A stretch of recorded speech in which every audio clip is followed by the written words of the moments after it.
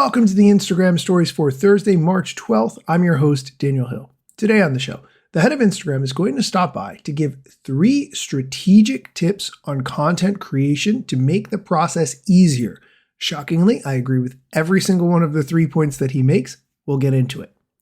Also, the Buffer team has analyzed 52 million social media posts and built a large social media engagement report. It's called the State of Social Media Engagement in 2026.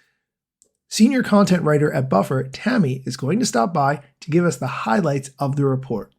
Additionally, Ashley Coffey and I are going to dive into some AI news. If you have a pair of Meta Ray-Bans or you know someone who does, you're going to want to hear about this story because the privacy that you think is built into these glasses is not at all what it seems, and footage is being reviewed by people who work outside of the company, and they're seeing things that they do not want to see. We will get into all of that, but first, here's a quick word from our sponsors.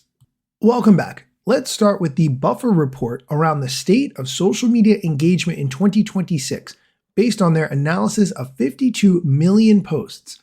Here's the clip from Tammy explaining this long report. Hi, I'm Tammy Oladipo, Senior Content Writer at Buffer. And you probably heard Daniel mention Buffer on the podcast before and heard from our team members, Diego Sanchez and Chrissy Lang, on here too. I've been at Buffer for 4 years now working on the content team, which basically means I spend a lot of time thinking about what works on social, making content about it, and writing about it. And part of that writing is in our State of Social Media Engagement report for 2026, which we just published, and it's one of the biggest research projects our team has ever done of its kind. We analyzed tens of millions of posts across 10 platforms to understand what engagement looks like right now, and a few things stood out. First, replying to comments on your post makes a measurable difference. Across platforms like Instagram, LinkedIn, and Threads, posts where accounts replied to comments consistently outperformed posts where they didn't. On Threads, we're talking a 42% lift, and on LinkedIn, a 30% lift. Second, engagement benchmarks vary a lot by platform. What counts as a strong rate on X might be pretty average on LinkedIn and vice versa, so knowing your baseline matters. And third, consistency in posting tends to win out over volume. Showing up regularly outperforms posting in bursts. There's a lot more where that came from, so check out the report for platform-by-platform breakdowns, format comparisons, best times to post, and more.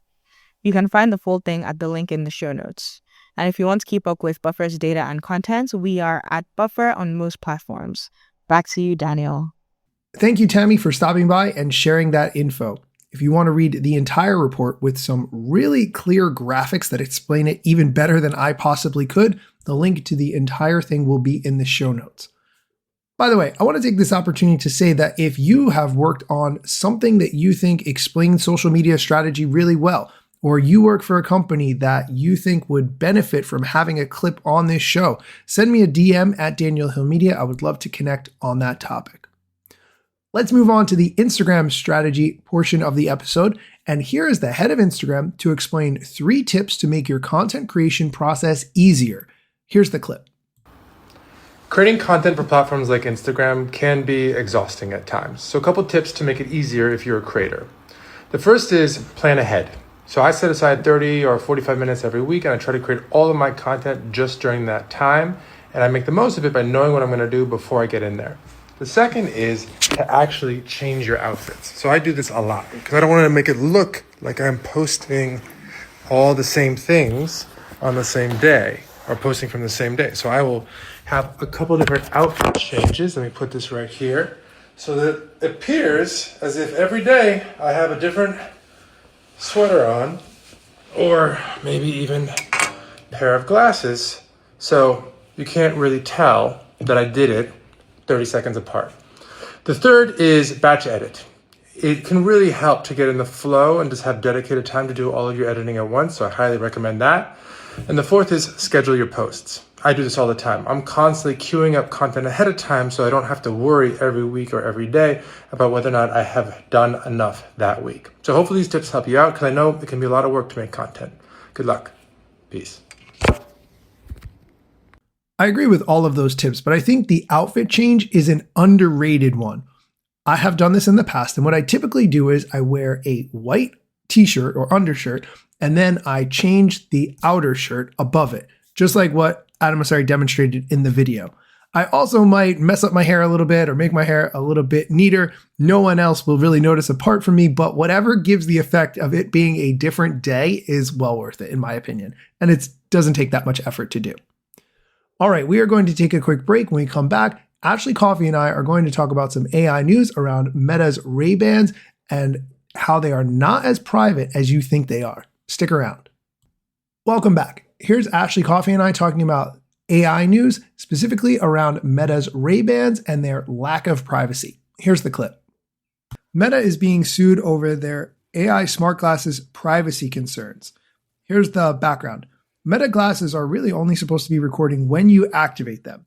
Meta AI smart glasses are advertised using promises like, and this is a direct quote from Meta, quote, designed for privacy, controlled by you, end quote, and, quote, built for your privacy, end quote. Here's the news. An investigative journalism team in Sweden found that workers at a Kenya-based subcontracting company hired by Meta are reviewing footage from customers' glasses, part of training the AI systems, teaching them to recognize and interpret the world. These employees are called data annotators, and they are basically the manual laborers of the AI revolution. Their job is to draw boxes around flower pots and traffic signs, register pixels, name objects, cars, lamps, people. Every image must be described, labeled, and quality assured. However, the images that these subcontractors are viewing include sensitive content like nudity, people having sex, and using the toilet. Faces are supposed to be blurred. However, the workers in this subcontractor company said that doesn't work reliably. In this article, which we'll link to in the show notes, the people working at these companies who are afraid to reveal their names for losing their jobs, one of the reporters asked, do you sometimes feel like you're looking straight into people's private lives? And they said, when you see these videos, it feels that way. But since it's a job, you have to do it. You understand that it's someone's private life you're looking at, but at the same time, you are just expected to carry out the work. You're not supposed to question it. If you start asking questions, you're gone, end quote.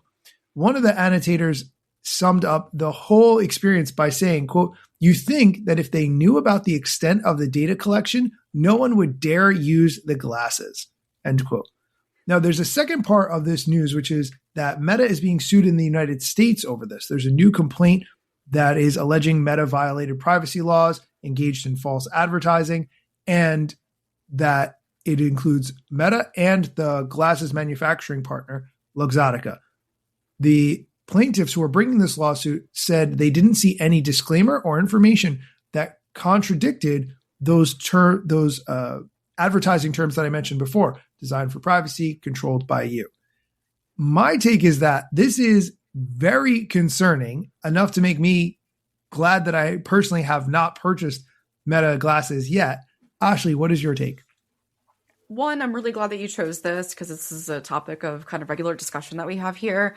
Two, I think it's no coincidence that this is coming from a Swedish investigative journalism.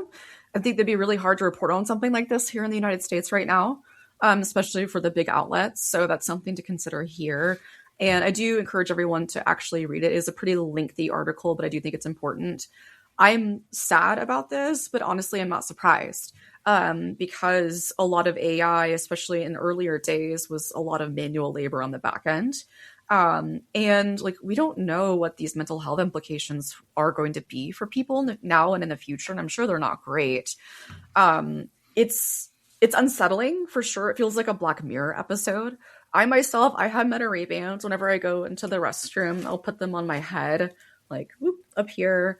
That way they're camera facing up, even if like, you know, let's say they are looking at me, they're not going to see anything.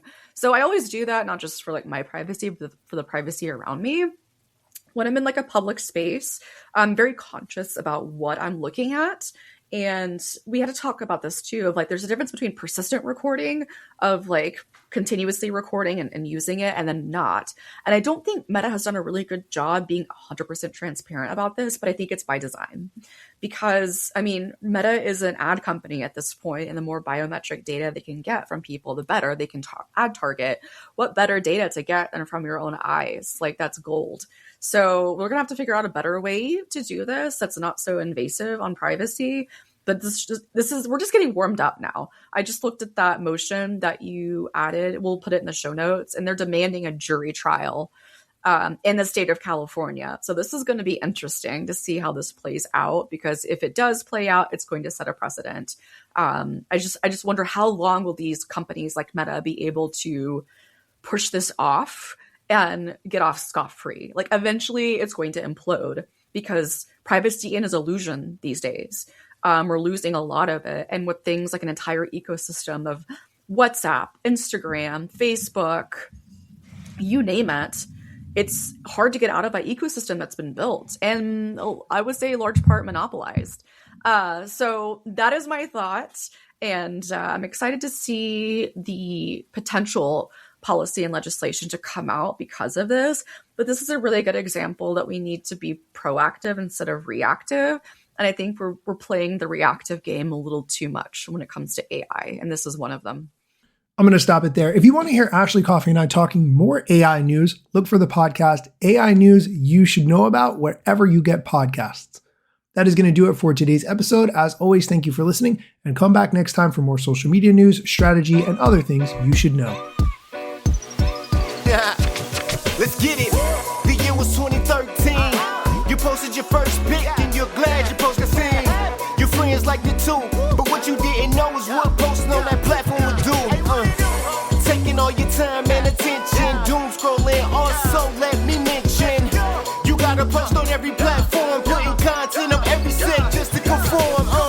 Likes gave you validation and you got hooked. Now engagement is down, you feeling overlooked.